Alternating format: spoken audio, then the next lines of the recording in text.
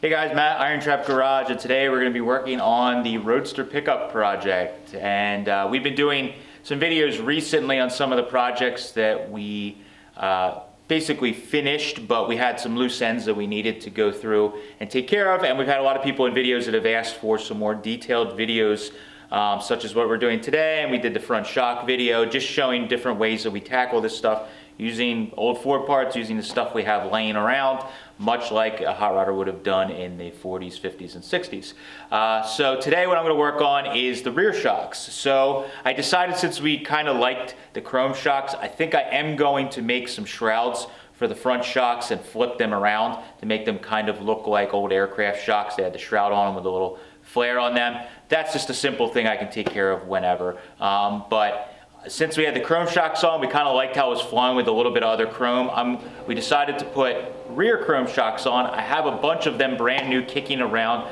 from all different estates we do. I put them aside, and oddly enough, I have more chrome shocks than I have not. So good problem to have. So we're gonna put some neat old chrome shocks on the back of the Roadster Pickup, and finally we'll have something that doesn't bounce down the road like a pogo stick. So let's get started.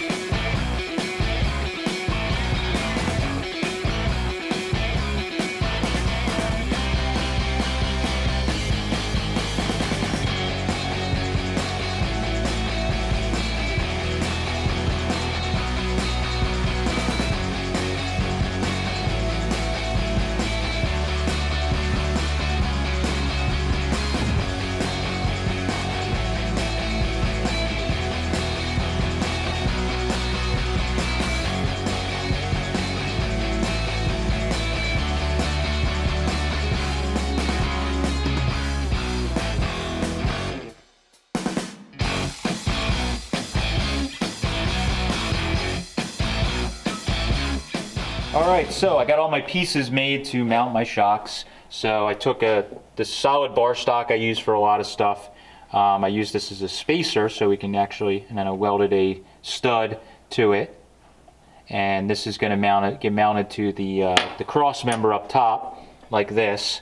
And we'll put washers and all that stuff and lock nuts and everything on it. And in the bottom here, I have a sanded out, hole sawed it and then sanded it out a little bit to fit the bottom of the rear, and it capped the bottom. It's just a piece of box tubing, really simple stuff here. Again, TIG welded it to the box tubing, and we can fit this underneath, and this will be our standoff under the rear for the shocks. So I'm going to get Steve to help me kind of hold stuff in place, get it all tacked and welded up, and we should have rear shocks here soon.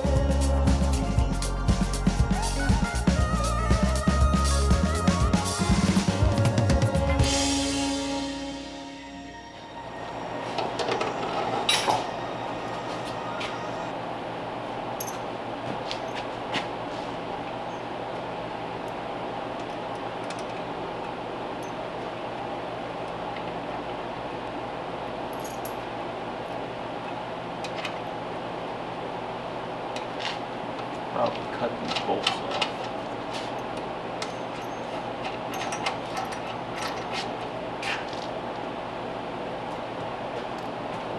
Safe way to do that under the truck or not. Right? I would like to cut that excessive amount of studs off. Yeah.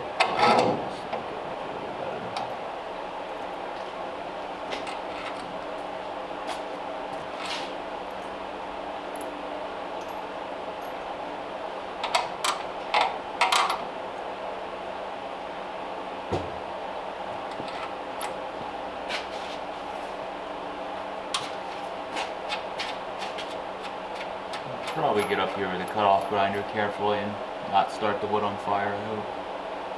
So it's cool to have it sitting on the shelf, but it's way cooler to be having it in the pickup. You're rolling that shit around. Yeah. All right.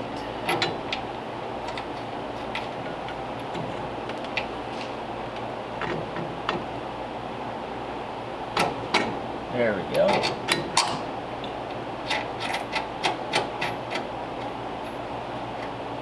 Well, that's a good sign. It kind of went together easily.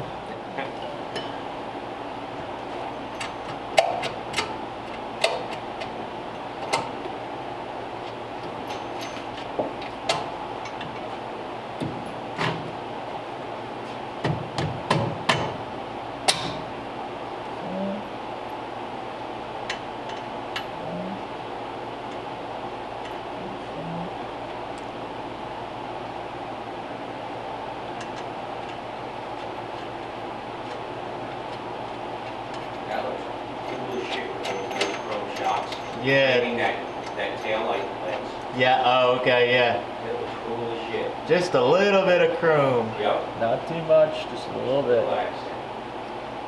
I feel like that's what, that's what guys did. It's like you went to the speed shop and bought your tube shocks. Yep. And why would I go with I'd go with chrome. Exactly, yeah.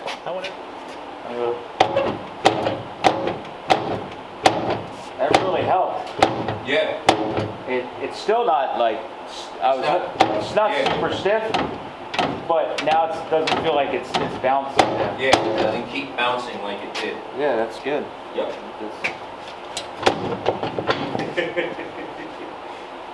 We'll see how it does when we put 2,000 pounds of stone in there. Yeah, right. All right, so got the shocks all mounted up, and yeah, I really like how they came out. The angle's really nice on them, and kind of with the license plate on and the tail lights and a little bit of chrome in the tail light, everything is kind of coming together very nicely. So not only is it functional, it also looks good, which is a key with doing hot rodding, I think, is to just think that stuff through. So now that I have that done, all the shocks are basically done. So this thing will ride around a lot better and not be as bouncy. We have a couple more little odds and ends we're going to do that probably won't show on their own video, like tweaking the gas pedal, and we're going to change the jets in the carburetor, blah, blah, blah. But basically, all the major loose ends have been tied up on this truck, and in this spring, we should be ready to start putting some miles on it, working out the bugs, and hopefully using this thing as a pickup. I want to take this thing out and pick up parts, run around town, run wherever, take it to shows, all that kind of stuff. But we want to be able to use it as a truck because it has a bed on it, so we can actually do that, which will be really, really exciting. So hopefully this is helpful for you guys. I basically used no off-the-counter parts other than the actual shocks. It's just using some old bolts and machining some pieces and solid bar stock and box tubing and just a little creativity, and I made something up. So it might be an idea for you if you're building a traditional car or just building a home-built budget hot rod. You don't need to always go on the 1-800 parts websites and spend 50 or 100 bucks to buy something you can make yourself that's essentially just bolts and some welding and maybe a little machining. So hopefully it's helpful for you. I think it gives a good look if you're doing an old school vehicle like this, that it looks hand built and doesn't look like some sort of billet off the counter part. So thank you guys for following along. Appreciate it. Catch you later.